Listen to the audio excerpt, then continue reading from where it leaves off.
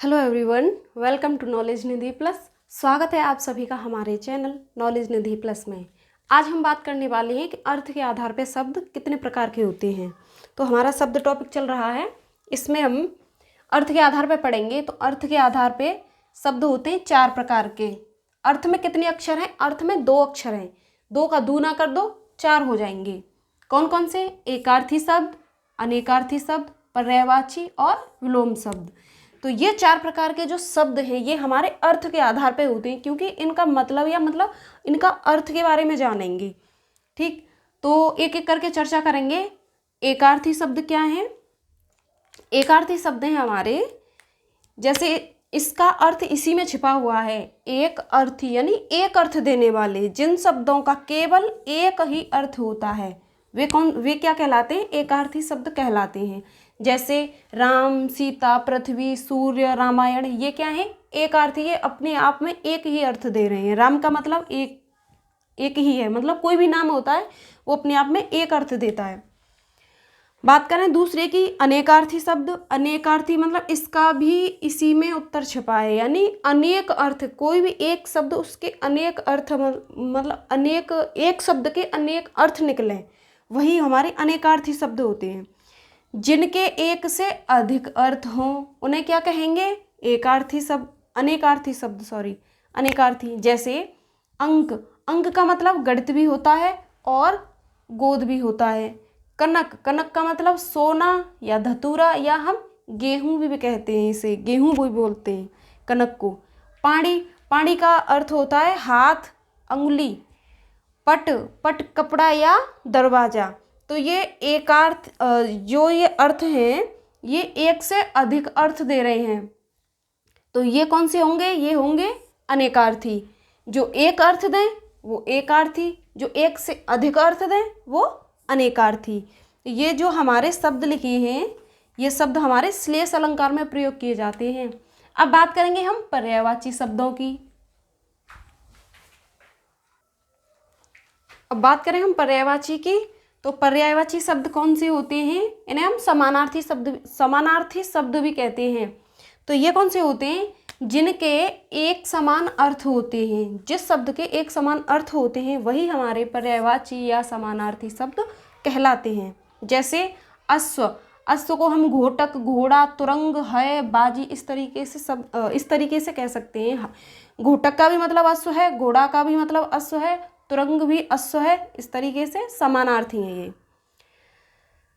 आँख का चक्षु, नेत्र, लोचन, नयन, अक्षी, इस तरीके से हो जाएंगे। आम के आम्र, रसाल, पिकबंधु, पियुम्बु, इस तरीके के, जैसे फल श्रेष्ठ, ऐसे इसके पर्यायवाची हो जाएंगे। तो ये पर्यायवाची शब्द हो गए। अब बात करें हम विलोम की या विपरीतार्थक शब्द की। तो विलोम शब्द है हमारे जो शब्द विपरीत मतलब अपोजिट यानी उल्टा अर्थ प्रकट करे, वही हमारे विलोम शब्द कहलाएंगे। जैसे जल को हम, जल का विलोम क्या है? अग्नि। पृथ्वी का आकाश, अग्नि का अंबर। अगर तद्भव शब्द है तो तद्भव का विपरीत या विलोम तद्भव ही होगा। और जैसे यहाँ में लिखा है पानी, तो पानी क्या है? तद्भव है, और पानी का हो जाएगा आग। माता का पिता। तो इस तरीके से ये हमारे अपोजिट वर्ड हैं। तो जो हमारे तद्भव शब्द हैं उसका जो विलोम होगा वो तद्भव ही होगा, और जो हमारा तत्सम है तत्सम का विलोम तत्सम होगा। इस तरीके से ये शब्द होंगे। तो अर्थ के आधार पर हमने जाना शब्द हमारे 4 प्रकार के हो गए: एकार्थी, अनेकार्थी, पर्यायवाची और विलोम।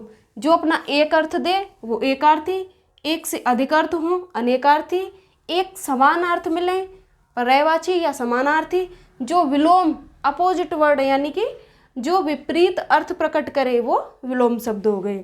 तो ये हो गए हमारे शब्द।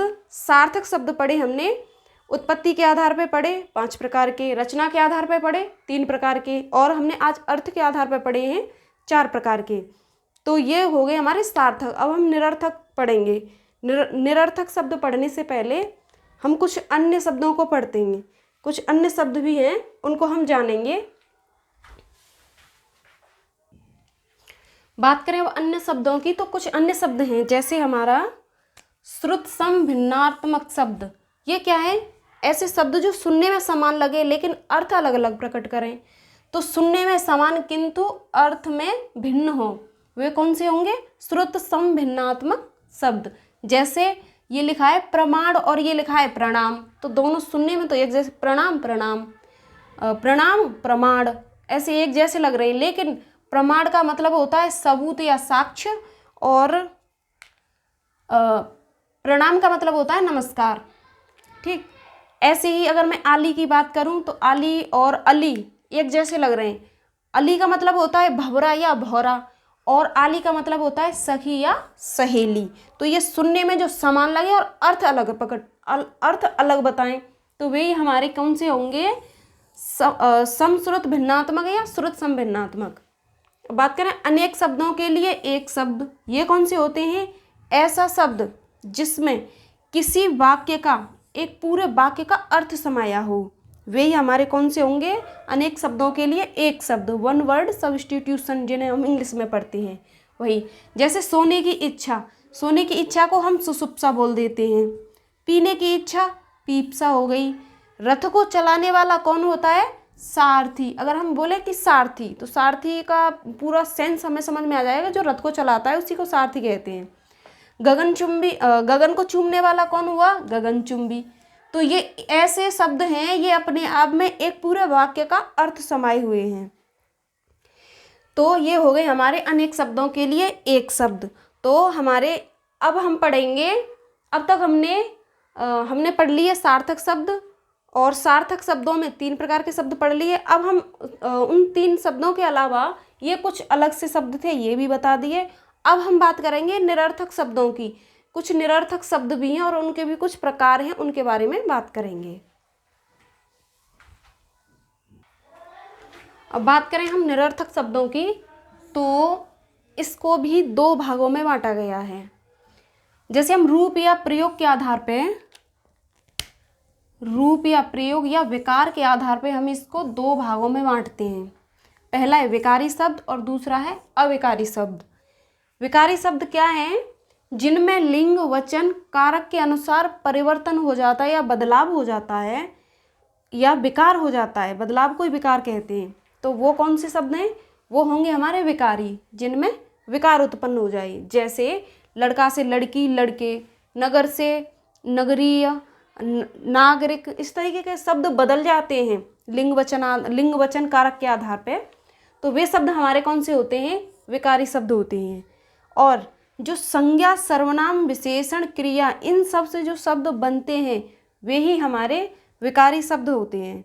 बात करें अविकारी की, तो अविकारी शब्द कौन से हैं? अमान्य नहीं हो, विकार मतलब बदलाव, जिनमें कोई विकार ना हो, वो हमारे शब्द कौन से होंगे? वो होंगे अविकारी शब्द। जैसे लिंग वचन और कारक के अनुसार कभी ना बदलें, वो शब्द हमारे कौन से कहलाएंगे? अविकारी शब्द। जैसे तो, मगर, अगर, फिर, ये क्या है? सब अव्यय हैं। ये आज, कल, परसों, जब, यदि, तो, मगर, इस तरीके जो हमारे अव्यय हैं ये सभी किस में जाएंगे? अविकारी, जिनमें कोई बदलाव नहीं होता, ना लिंग के अनुसार, ना वचन के अनुसार, ना कारक के अनुसार। तो मैंने यहाँ लिखा भी है, अव्यय से बनने वाले सभी शब्द क्या होंगे? अविकारी शब्द होंगे। तो ये रहे हमारे विकार के आधार पर शब्द। तो आज हमारा शब्द पर जो हमारा जो शब्द टॉपिक है आज हमारा पूरा हो गया, ये कंप्लीट हो गया। तो अब हम अगली वीडियो में पढ़ेंगे वाक्य। जब तक के लिए नमस्कार, धन्यवाद।